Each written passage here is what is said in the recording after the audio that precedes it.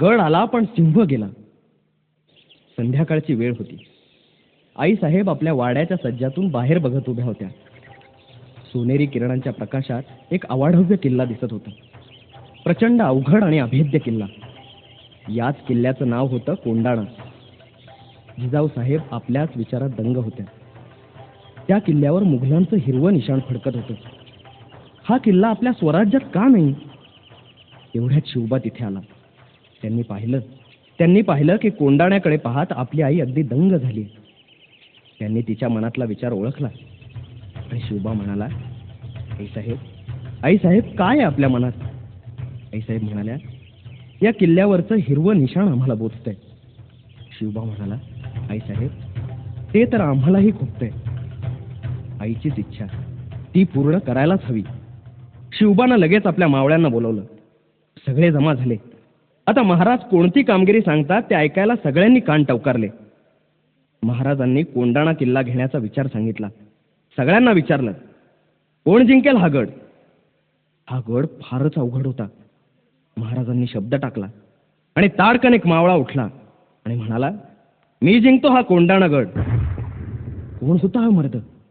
कोण होता हा हिम्मत बहादर गडी? तो होता तानाजी मालुसरे, महाराजांचा खेळगडी. तानाजी कोकणातल्या उमरठ या गावचा. तानाजी अंगापिंडानं भरदार होता. अरे छाती तर एखाद्या बुरुजासारखी बुलंद होती. हा किल्ला जिंकायला फार अवघड, जीवाशीच खेळ होता. पण निधड्या छातीच्या तानाजीनं तो खेळ स्वीकारला. त्याच्याबरोबर त्याचा भाऊ सूर्याजी पण आला होता. तानाजी आणि सूर्याजी अगदी राम लक्ष्मणासारखे भाऊ होते. खरं म्हणजे तानाजी आपल्या मुलाच्या रायबाच्या लग्नाचं आमंत्रण करायला आला होता. शिवबा म्हणाला, मग हे काम मी दुसऱ्या कोणाला तरी सांगतो. तेव्हा ताडकन तानाजी उठला आणि महाराजांना म्हणाला, आधी लगीन कोंडाण्याचं, नंतर माझ्या रायबाचं. तानाजीनं स्वराज्यासाठी आपल्या मुलाचं लग्नही बाजूला ठेवलं. शिवाजी महाराजांचं स्वराज्याचं काम हे पहिल्यांदा करायचं, हा त्याचा बाणा. मग मध्यरात्रीच्या वेळेला तानाजी आपल्या 500 मावळ्यांना घेऊन निघाला. आभाळात चांदण्या लुकलुकत होत्या. गडाजवळ गुडस्प अंधार पडला होता. पावलं न वाजवता धक्क तानाजी आणि 500 मावळे गडाखालच्या दरीत जमा झाले. गडाचा किल्लेदार उदयभान नावाचा राजपूत सरदार होता. सिंहगड फार बळकट किल्ला. गडाच्या खाली घनदाट झाडी होती. प्रवेश करायला फक्त 2 दरवाजे होते, सिंहाच्या जबड्यासारखे. गडावर कडक पहारा होता. पण तानाजी जिकडे उभा होता तिथे खोल दरी होती. त्यामुळे तिकडून कोणी येऊ शकणार नाही, म्हणून तिथे पहारा नव्हता. तीच बाजू तानाजीने निवडली. आपल्याबरोबर तानाजीने एक घोरपड आणली होती. तिचं नाव यशवंती. हा प्राणी आपल्या नख्या भिंतीत खुपसून उभ्या भिंतीलाही चिपटून बसतो. तानाजीनं तिला दोरी बांधली आणि दिली उभ्या कड्यावर फेकून. पण 2 वेळा घोरपड खाली पडली. तानाजीला आला राग. तो घोरपडीला म्हणाला, यशवंती, आता पुन्हा पडलीस तर तुकडे करून भाकरी बरोबर कच्च खाईन. काय गंमत, घोरपड बसली की कड्याला चिकटून. तानाजी आणि त्याचे मावळे भराभर गड चढून वर गेले. एवढ्यात गडावरच्या पहारेकऱ्यांना मावळ्यांची चाहूल लागली. मुघल सैनिक आपापल्या तलवारी घेऊन मावळ्यांच्यावर धावले. घनघोर लढाई सुरू झाली. एवढ्यात उदयभान तलवार घेऊन मैदानात उतरला. उदयभान आणि तानाजी एकमेकांशी लढू लागले.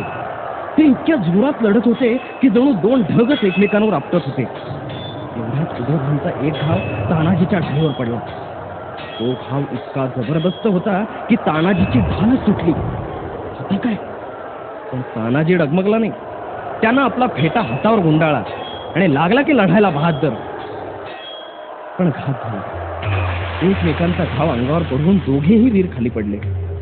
तानाजीला पडलेलं पाहता मावळे घाबरून पळायला लागले. सूर्याजीनं ते पाहिलं. गेला धावत कड्याजवळ. ज्या दोरावरून चढून मावळे आले होते तो दोरच त्यानं कापला आणि मावळ्यांना म्हणाला, अरे असे भ्याडासारखे पळता काय? आता महाराजांना काय आपलं पराभूत काळं तोंड दाखवा? गड जिंकून दाखवा. आपल्या आईचं दूध प्यायला असाल तर फिरा माघारी. आणि दुप्पट वेगानं मावळे परत फिरले. सूर्याजीच्या शब्दांनी त्यांच्यात वीरश्री संचारली आणि जोर जोरानं लढायला लागले. बघता बघता मुघल पळायला लागले आणि मावळे विजयी झाले. शिवाजी महाराज आपल्या महालातून कोंडाण्याकडे पाहत उभे होते. एवढ्यात महाराजांना गडावर आग पेटलेली दिसली. महाराजांना बातमी कळली. गड स्वराज्यात आला, मावळे जिंकले. कारण तशी खूणच ठरली होती. गड जिंकला रे जिंकला की तेथली गवताची गंज पेटवायची. दुसऱ्या दिवशी सूर्याजी विजयाची बातमी सांगायला महालात आला. पण बरोबर तानाजी नव्हता. महाराजांनी अधीरपणे विचारलं, कुठे आहे माझा तानाजी? सूर्याजीच्या डोळ्यात पाणी आलं. महाराज महाराज शत्रूशी लढता लढता आपला तान्हा स्वर्गात गेला. महाराजांना धक्का बसला. महाराजांना काही सुचेना. शिवबा म्हणाला, अरे अरे माझा तानाजी गेला. गड आला पण माझा सिंह मात्र गेला.